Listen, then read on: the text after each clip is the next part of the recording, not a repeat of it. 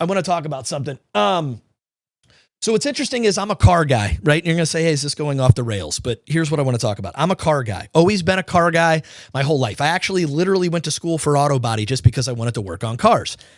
Why don't I do it now? Because it didn't pay enough, right? The economy suppressed it like any other dreams that we have, right? And so I moved on to something that was more stable.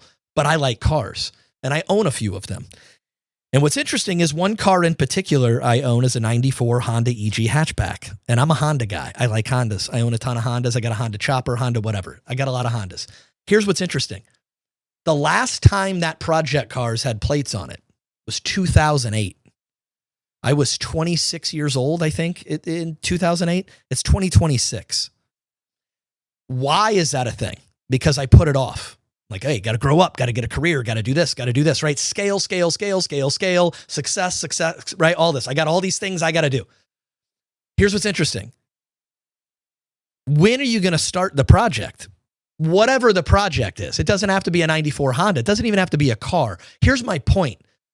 I started getting back in the cars again because we met a young mechanic that could make certain things possible that I couldn't. And so I started getting into cars again. I actually restored my dad's 98 Accord that I got because he can't drive anymore. And it's a dope car. I like Hondas. Here's my point of that. What are you waiting for? I got news for you. If you're waiting for the kids to get too old, here's the biggest thing I want to get across to you, like, because I'm a huge fan of Kobe Bryant, right? And that guy did more in his short time on this earth than most of us ever will. And he thought he had time. And he didn't.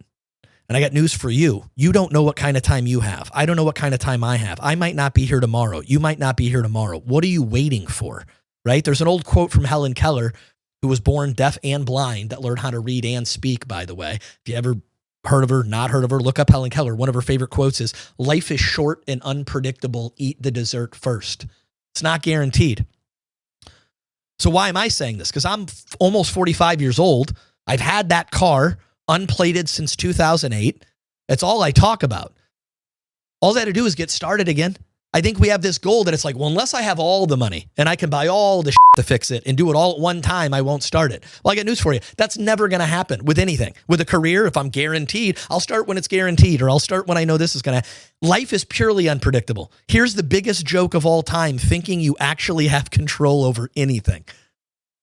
That's what's hilarious. You don't.